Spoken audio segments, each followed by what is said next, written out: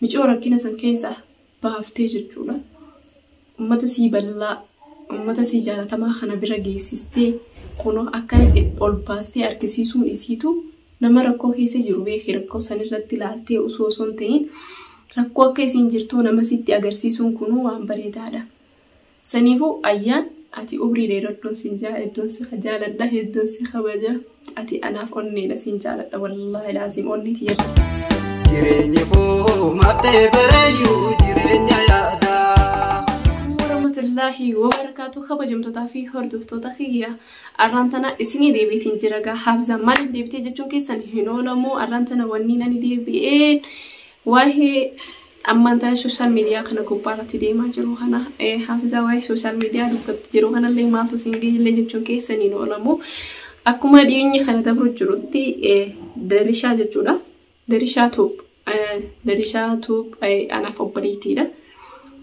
Obboleettii hoggaan isiniin jiru ilmoo biyyattiyaati warra biyyaatti jechuudha. Naaf isin akkuma obboleeyyaniitti wajjin turreesi namni tokko hoggaa heerumee bultii horate addaan fagaataa. Naaf isin takkuma adda baaneeti hin beeknu akka anaaf ayyaani jechuudha. Anaaf ayyaan takkuma adda baanee hin beeknu akkuma anaaf ayyaani obboleettii yaataatu garuu ammoo daraartuu fi ani hirribaaf illee takka adda baanee hin beeknu. Mana takka rafna mana takka kana dalaguun biyya namaatii fi adda fagaannee turree eegana isin deebitee heerumtee heeruma sanillee numaatu gaggeesse malee. Saniifuu gaa hordoftootaa fi kabajamtoota kiyya xayyiib kanarraa maal dubbachuu dhufte jechuun keessaniin oolamu. Social media kana gubbatti keessattuu warri Yaman jechuudha.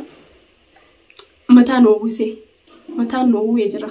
La'inoo maaliif mataan si oowwee jechuun keessaniin oolamu. Dhiirri biyya tanaa nama fuuteetuma lamarra dabbaramtee jireenyi isiidhaa jireenya yeroo saniirraa jireenya biraa jijjiiramtee yeroo jireenyi isii sansi yookaan wal danteef yookaan wal xiqqoo wal bira gaheef isa kalee dabre sanii yaadattu isa arra keessa jirtu malee. Isinii galee isa kalee dabre san hin yaadattu isa arra keessa jiru malee. Inni arra keessa jiru kun kaakkamii. Isii sanii wajjiinis akka ta'e waan hunda irratti arge waan hundaa wajjiin arge jaalala haareetti eegaluun ilma namaatiif faayidaa tokko hin qabu. Faamii keenya dhiifama narraa ta'e dhiifama piliis dhiifaman si gaafadhaa kan duraan dursee dhiifaman si gaafadhaa sirraa hin dubbachuu deema. Maal narraa dubbachuu deemta Haafizaa akka jettu taate wanniin ani sirraa dubbachuu deemu waan biraa miti. Wanniin ani sirraa dubbachuu deemu waan takka qofa yoo akkam guddattee waan lama sadi ta'a malee ati wooma xiqqoo sirraa dubbadha. Maali yoo jettu taate ati dhugaa jechuun nama sabboonaadha nama jaalatamaadha. Dhugaa rabbii dubbachuudhaaf kalata dalagde. Kalata dalaguun kee maali? Daraartuun jaartiiteeti. Daraartuun haadha mana keetiiti. Masruuftus ilmi namaa masruuf yoo siin jeelle masruuf yoo jaartiitee cinaa dhaabbadhu siin jees obboleessa keeti. Nama biraa alagaa miti. Namni ajjechaan si barbaadu jirus tokkollee hin jiru. Namni tokko yooni fi isin lameen bultii tana keessatti waliif hin ta'in illee addumaan baatanii jiraattanii yookaan jireenya mataa keetiitis jiraattee isinis jireenya mataa sii jiraatte. Namni kamuu kan wal fuudhee addan baanu lakkiin nuti jireenya umrii dheertuu wajjin jiraanna jedhu hin jiru. Yoo kalee dabritee rabbiin wajjin jiraattanii lakkisii fi inni kun umrii dheertuu wajjin jiraattanii ji'een malee. Saniifuu maaliin beeyta? Isiin tuni nama dhalee oolmaa jiru. Inni isii san biroo hojjante taate dhugaadhaa dhaquullee natti hin ulfaatu niin dhaqaa. Dhiyeenya kanallee dhaqeetiin ture viidiyoon hin marini malee haala isin keessa jirtus arkeetiin ture maal akka isin keessa jirtus arkeetiin ture. Takkanaati hordoftaaf kabajamtoota kiyya isiin tuni nama dhalee oolmaa jiru irra gargaaruun irratti ilmoo. Egaa haalaan isiidhaa akkamii isiin tun irra gargaaruu feetii dhalaadha. Dhalaan tun yeroo dhalte yoo nama ifcinaan qabaanne yoo abbaan mana isiidhaa ilmoo irratti hin gargaarre maaliin akka jiraattu jireenya biyya namaa kana keessa namayyuu numa beeyna namayyuu numa agarra. Takkanaati gaa hordoftoota kabajamtoota kiyya Darishaattuu jechuudha. Nama jireenya isiidhaa dureen jireenya bareedaa keessa turte jaalala ajaa'ibaa keessa isii fi faamii wajjin turanii jaalalli san eessatti keessaa dabre. Faamii jaalalli isiif qabdu san yookaan jaalalli isin lameen waliif qabdan suni eessa keessaa badeeti ati arraan tana deebitee dhalaa biraatii wajjin jaalala eegalta. Kanaas naaf himii takkaffaa jaalattee hoo dhalaa feetes jaaladhuusi dhiirri hanquma yeroodhaaf si bira jirtu sanii malee kan hin jaalannes hin jiru. Namni numa janajjanaa dhiirri dhalaa numa janajjanti garuu yoonii fi isii saniif tola oolte dura si fuudha malee namni yookaan dura keessa heeruma booda keessa heeruma malee misaaleef amma yoo ati isii tanatti hammeenya daleeytee deebitee dhalaa biraatiin fuudha jette bar inni kuni kan gaafa dabree abaluu akkas godheessanii jechuun nama sirraa hin oolamu. Jaartiin isaa bara akkas taate jechuun sirraa hin oolamu. Jaartii teetiif woomu bareedaa haala bareedaa toli woomu bareedaa dalagii fi ani arra koomii sirra kaasuuf yookaan sirratti haasa'uuf illee hin dhufne si gorsuuf hanqaan beekutti ani dhalaadha sirrallee beekee osoo hin ta'in osoo waa takka sirra beekee hin ta'in namni tokko dirqama nama gorsuu qaba. Siigalee hanqa biin walirraa fudhannee nuti sabni Oromoo nama dhufee kabiraa kan gorsuu hin qabne walumaa wal gorsine malee. Gorsa keenya fahamaa ta'ullee ittillee dalagachuu baannu gartee yeroo sanii fudhannee cal jechuullee qabaa cal jennullee garuu immoo fudhachuu qabna gorsa nama. Maaf na gorsa ani irraan beekaa jechuu osoo hin ta'in gorsa san waan ta'eef fudhattee yookaan itti dalaguullee baatullee gorsa sanii dhuguusiif nama fudhadhu. Takkanaati gaa haafisa gorsii ati nu gorsitu maali yoo jettu taate. Daraartuun alhamdulillah deessee jirti sila addee osoo hin tahin gochii hamaan suufanneessaan ilmoo sanii wajjin irra dhufee arraan tana namatti illee waan dubbatanii fi waan dhiisanillee akka hin beekamu. Alhamdulillah isiillee dhaltee nagaa ilmoo si harka qabattee kan isiin deessallee ilma dhiiraatii gurbaa isinii deesse gurbaan keessanii gurbaa sanii yoo arra hammeenyuma kan keessatti guddate jechuu booda abbaasiin jechuunis mucaa saniitti ulfaata. Saniifuu mucaa keessan cinaa dhaabbattee hanqa inni guyyaa dardaree bakka cidha dheeraatiin gahutti cinaa dhiiraatiin rabbisiifaa godhu ilmatiin ilma abbaa dhaalu osoo hin ta'in ilma abbaa caalu rabbisiifaa godhu. Saniifuu gaa deemtee cinaa ilma keessan guddifattee isii tana masruuftee cinaa dhaabbachuun kee waan bareedaa natti fakkaata. Dhugaa rabbii dubbachuuf ilmi zabana ammaa kana zabana fokkotaa keessa jirra. Zabana hamaa keessa jirra. Intalli dhalaa takka eessaaniin ba'aa jettee yaaddi. Intalli tabiraa dhalaa takkaas eessaaniin isii baate tana cinaa mana gurbaa kanaa ol seenaa jettee yaaddi. Yaa uummata kiyyamee na dhaggeeffadhaa. Zabana bade. Zabanni kun zabana bade. Dhugaadha. Dhalaan jaarsa jaartii qabu malee hin feetu. Jaarsa jaartii qabu malee seeruu hin beektu. Ani Aashaa tana duraamiin beeka. Durbuun beeka Aashaa. Aashaa jechuun garuu arra bakka kalaxxeen malee yoo kalaxxe malee Aashaa jechuun na biratti nama sabboonaadha nama kabajaa qabu. Ana biratti kabajaa qabdi Aashaan ana biratti ulfaattuudha. Akkamisi biratti ulfaattuudha maaliif ulfaattuudha jettanii yoo yaaddan taatellee hedduun maali jettanillee arraan tana kalaxxeetuma jaarsa jaartii qabu jaalattee wajjanne malee Aashaan nama waan akkasii yaaduu miti nama jaarsa namaarratti intala tanarratti jaarsa siin hin jaaladha jee yaaduu illee miti. Zabana ammaa salattuu zabanni keenya badee jira. Jaarsaas qabattee fedhu 4-5 qabaatee illee nutilleen eessumaan seennaa barbaanna malee isiin tun maaliif baatee illee jennee waan isiin baateef sanillee barbaadu nutti nu barbaachisu. Leenno isuma san heerumuurraa nuti hajaadha. Saniifuu gaayaaboo zabana keenya kabate kanarratti kaleessa viidiyoo kuni dabreellee jira.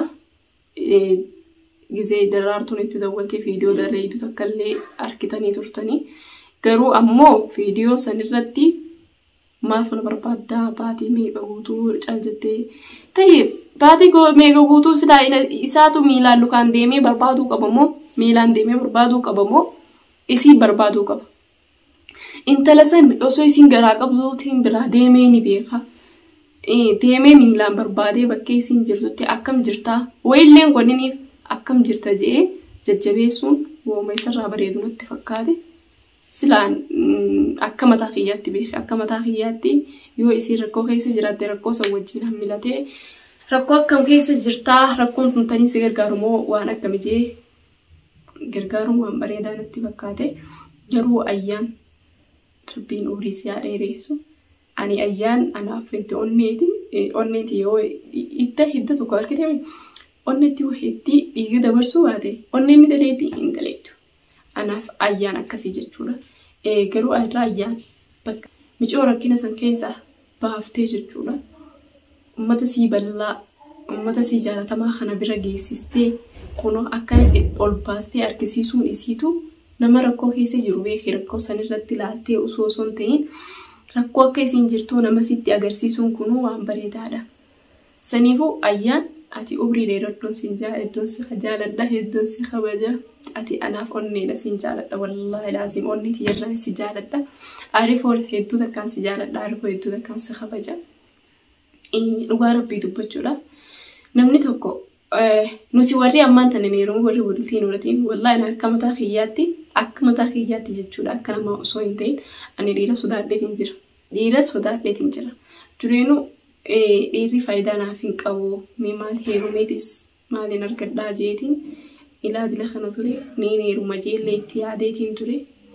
Garuu immoo inshaallah waan hunda rabbi heeruma haa godhu. Waan rabbiin siif tolche malee ati niin tolfadha jetteellee hin dandeessu jechuudha. Dhiira maaliif hin sodaadhani beetanii maaf narra fuudhaa maa fuudha akka namni maaliif jaarsa kiyya fuudha maal ta'e jee hin iraaru maaliif hin iraarrani beetanii takkaffaa duraadha. Odumaan isa sanitti hin heerumneen odumaan isa kanatti hin seenne haala amala nama boodanii fuudha jee yaadullee sammuu kiyya. Takkasii digaa hordoftoota fi kabajamtoota kiyya maaliif heerumuun si sodaachisee Haafizaa maaliif dhiira seenuu si sodaachisee akka jettan taate waan ta'aa jiru kana isin egalee waan ta'aa jiru kanaatu nu sodaachisa leennoo maaltu ta'aa jirani beektanii oduun ana asii garaa hiyyatti qabadee ilmoo garaa dhiibee deemu inni asii dhalaa biraa deera jala deema oduun ana asii dhalee ilmoo wajjiin ulmaa cinqadhee waaniin nyaadhu fi waaniin dhuguu dhabee rakkachaa jiru deebi'ee inni dhalaa biraati wajjin bashannanee qamaatii ajaa'iba barcaa ajaa'iba jireenya isaa jechuu jireenya na wajjin dabarsisan irraanfatee jireenya mataa isaa horatee jireenya mataa isaatiin firraafataa jechaa inni jiraachuun isaadha namatti ulfaata saniifuu annatti ulfaata. Fuugaa hordoftootaa fi kabajamtoota kiyya santuna sodaachisee jechuudha ilaa arrantanaa taa'u jira oduun kana sodaachuu jiru yoonii fi mataan seenee wanni sun har'a geessanuu waan rabbiin namaaf qoode malee waan guyyaa kaleessa ummaatee gaa osoo ati jirtu siif qoode takkilleen sin dabartu. Saniifuu garuu ammoo maaliif Haafizaa maaliif wanni kun ta'ee osoo hin taane osoo niif hin deebi'ee mataa kiyyatti gamagamuu hin taane osumaan mataan hin seenne gartee osumaan mataan seenee quba tokkichaa hiyya kan waliin qabneen namni kun na bulchatamu namni kun hojii jiraatamu namni kun hojiin akkam jee firraa jireenya hidhatta baree jechuudha itti seenuu namatti tola. Saniifuu gaa rabbii kan namaa tolchuu hiree tana rabbuuma tokkichaadha. Kaniif sirraa dhiirri kun akkamii dhiira kan keessa isaa garaasaa keessa hin beektu jaalachuma saniitu jaalaluma hogguu inni si jaalatu san yookaan jaalaluma hogguu si kannuu saniitu sitti mul'ata malee garaan isaa kun keessa akkam jettee garaa isaa keessa dhoostee ilaaluu hin dandeessu. Saniifuu gaa maali ni beektan inni wallahi ani amma akka mataa kiyyaatti heeruminaan jechuurra dhugaa rabbii dubbachuuf heeruminaan jechuurra Haafizaa akkanuma jiraadhu naan jaaniin irra gammada. Maaliif akkasitti irra gammadda naan jaa takkitti mataa kiyyaan yaani mataa kiyyaaniin deema jechuudha. Dhiirri ol qabee kan naqabu Haafizaa achi dhaqee as dhaqeen hin jiru maachi dheetaa michi dhaqeen hin jiru maachi dheetee saame maachi dheetiin taa'een hin jiru ifi kiyya alaa kee fi kiyya jechuudha. Yoo obboleessa kiyyaa fi alaa kee fi kiyya namni waan sodaatu hin qabne mataan isaatu sodaa jaamsa saniifuu jaarsa yoon jaarsaan hin sodaanne hin qabaannellee obboleessa kiyya kan hin sodaadhu qaba. Haafizaa maachi dheetaa Haafizaa maakas taatallee baar keenya naan hin jiru leennoo maaliif Haafizaa mataa kee ni beekta iktiraama mataa keetti godhi jee natti ni hima. Saniifuu gaa saniin dheefa jechuudha ilaa arraas taa'u jira osumaan dheefa jiru yoon seenee anillee wanta namatti uumamu jirtu tun illee narratti uumamuun siidhaa hin oolamtu hordoftaa kabajamtoota kiyya ani kana dheefaan taa'u jira. Inshaallah abdiin keenya kafuula duraa dheeraadha.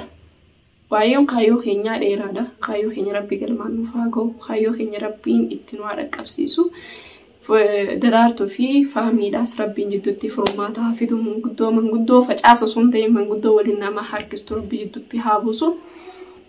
Biyya Yaman tana keessa nama facaasu malee nama jaaru hin jiru jechuudha. Hatta dhalaalleen tasuma laaquuf uumamteetu baaraas bee malee taniif sitti jireenya keetiif si gammadduu baaraas hin baane haasitumaas bee malee namni gaariin as hin baane. Saniifuu gaa hordoftotaa fi kabajamtoota biyyaa du'aa'inaa godhaadha. Haafizaan tun nama lafa jiru nama maarree jiru jee namni ilkee nama qaratu hedduudha. Garuu san hundarraahuu dhugaadha. Qalbatiis akkaan godhadhee turees arkitanii turtanii guyyaan wanni rabbiin hin jenne takka illee hin uumamtu rabbi malee wanti takka illee hin taatu. Saniifuu waan rabbi namaa kennu dhabanii bultiitiyya hiriitiyya khayriitii tafuula dura haafizaa rabbi siifaa tolchuu haafizaa rabbi siifaa bareechuu jaadhaati. Warreen na jaalattan hedduutu as keessa jira. Du'aa'inaa godhaa du'aa'ii teessaniin jaaladha du'aa'ii teessaniin barbaada. Du'aa'ii teessaniin jaaladha jechuun kiyya du'aa'ii teessaniin barbaada.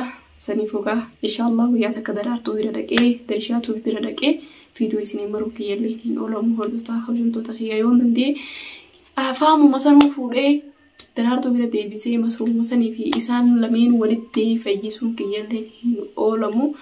Takkanaati gaa hordoftaa kabajamtoota kiyya du'aa'inaa godhaadha du'aa'ii kiyya uummata bal'aatiin jaaladha. Saniifuu gaa hedduu takkaan isin jaaladha hedduu takkaan isin kabaja hedduutu onnee irraa isin jaaladha onnee irraa isin jaaladha. Wallaa jaalalaan isin qabu baasee himuu hin danda'u. Tan nama dhalaa mudachuu jirtu tun akkasiin mudanne. Jaalalli kun muka alaarraa namani qabanii beeytanii akka jaarsa namaarraa jaalalti isin qabne jaalaa du'aa'inaa godha. Awwanni hin jibbu duniyaa tanarraa jaarsa namaa kana nama jaalatu hin jibbu. Wallaahi rabbiin fuula keessan dura jiru kun rabbiin naanaa gaafatu wallahi laazim ani duniyaa tana gubbaarraa wanni nan jibbu dhalaa jaarsa namaa jaalattu. Saniifuu an dhalaa jaarsa namaa jaalattu sin barbaadu ani jaarsa namaa jaalachuu hin barbaadu. Ani tokkichuma rabbiin kee guyyaa sanaa uume kan guyyaa kaleessaa anaa fi isa rifeensa rabbii walitti nu hidheessanii jaaladha. Saniifuu gaa hordoftaa kabajamtoota kiyya walaa habareetu walaa fakkaatu rabbiitu beekasanii hiriitii rabbi siifaa tolchuu haafizaa rabbii kaati jaalattu kasi jaalatu rabbi siifaa kaanu jaadhaati. Du'aa'inaa godhaa bilees isiniin jaaladha onnee irraan isiniin jaaladha wallaahi bye bye.